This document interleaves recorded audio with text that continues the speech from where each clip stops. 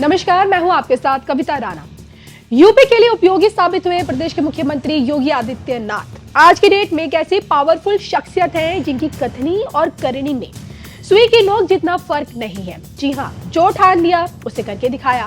फिर चाहे प्रदेश को माफिया मुक्त बनाने की बात हो, मंचलों के लिए चौराहे पर यमराज बिठाना हो, यूपी को दंगा मुक्त बनाना हो या फिर योगी मॉडल से यूपी को निवेशकों की पहली पसंद बनाना हो, बीते 7 सालों में योगी ने उत्तर प्रदेश को उत्तम बनाकर दिखाया है। और इसी कड़ी में आज का उत्तर प्रदेश दिनों दिन सनातनी प्रदेश बनता जा रहा है। जी हाँ, आधिकारिक तौर पे देखिए, भारत को हिंदू राष्ट्र घोषित किए जाने में भले ही समय लग रहा हो, लेकिन योगी बाबा ने तो खजाने का पिटारा खुलते ही रातों रात यूपी को हिंदू राज्य यानी कि सनातन प्रदेश बना दिया है। क्या कहती है यूपी की ये सनातनी तस्वीर, आइए आपको बताते हैं। योगी का यूपी बन गया सनातन प्रदेश। योगी के यूपी में मंदिरों का जीर्णोद्धार। योगी के यूपी में सनातनियों की मौज। देखिए सिर्फ धर्म ज्ञान पर।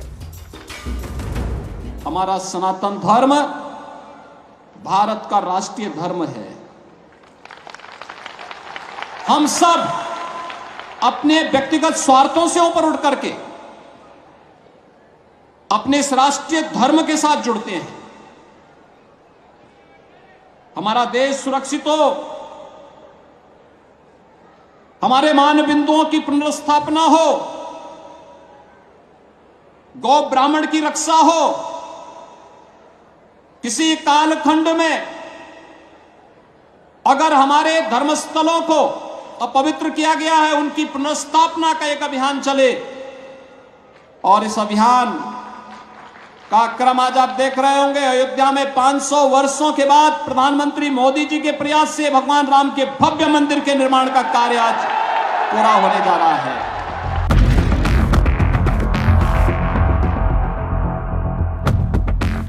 भारत हिंदू राष्ट्र था, भारत हिंदू राष्ट्र है और भारत हिंदू राष्ट्र रहेगा।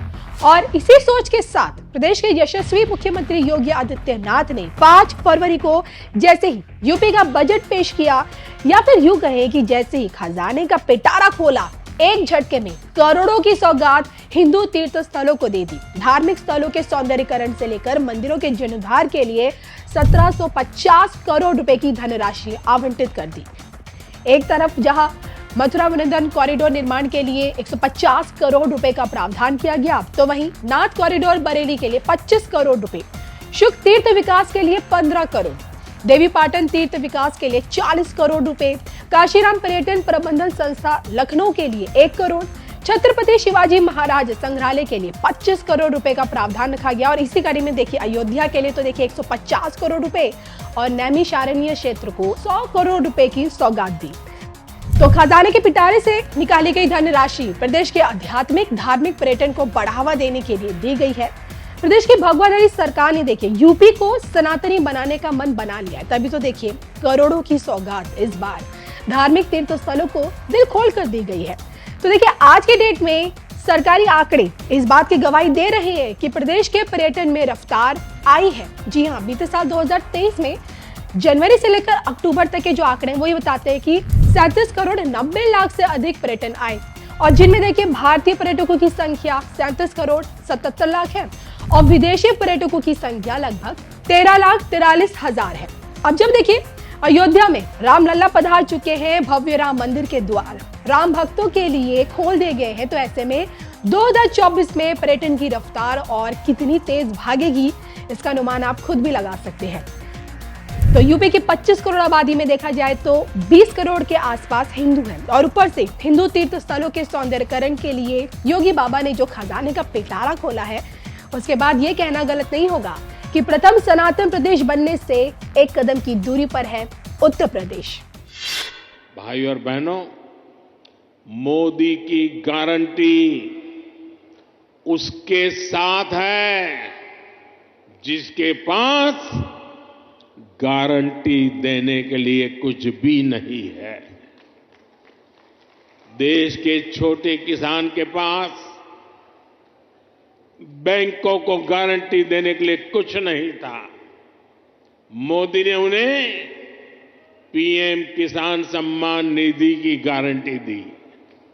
देश के गरीब, दलित, पिछड़े, ओबीसी परिवार के बेटे बेटियों के लिए बैंकों में गारंटी देने के लिए कुछ नहीं था।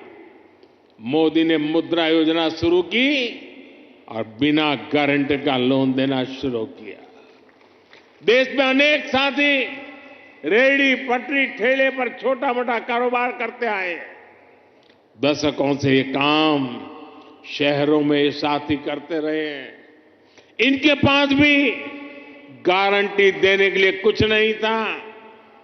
पीएम स्वनिधि योजना से इनकी गारंटी भी मोदी ने ली है। साथियों, गांव की हमारी बहनों की स्थिति 10 वर्ष पहले तक क्या थी? बहनों का अधिकतर समय पानी के जुगाड़ में, खाना पकाने के लिए लकड़ी या दूसरे इंतजाम में लग जाता था। मोदी मुफ्त गैस कनेक्शन लेकर आया, घर तक पानी का नल लेकर के आया। आज हरियाणा के गांवों की मेरी बहनों को सुविधा हो रही है, समय बच रहा है। यही नहीं, इस समय का उपयोग बहनें अपनी कमाई बढ़ाने के लिए कर पाए, इसका भी इंतजाम किया गया है। पिछले 10 वर्षों में देश भर में 10 करोड़ बहनों को हमने स्वयं सहायता समूहों से जोड़ा है। इसमें हरियाणा की भी लाखों बहनें हैं। बहनों के इन समूहों को लाखों करोड़ रुपए की मदद दी गई है।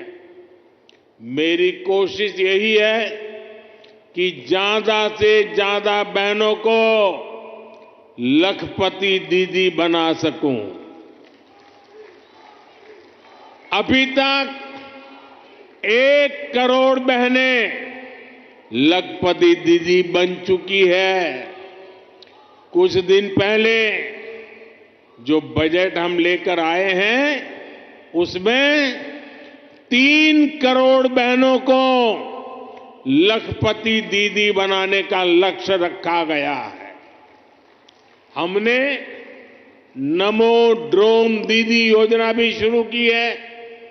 इसके तहत बहनों के समूहों को ड्रोन चलाने की ट्रेनिंग दी जाएगी और ड्रोन दिए जाएंगे। ये ड्रोन खेती के काम में आएंगे और इससे बहनों को अतिरिक्त कमाई होगी।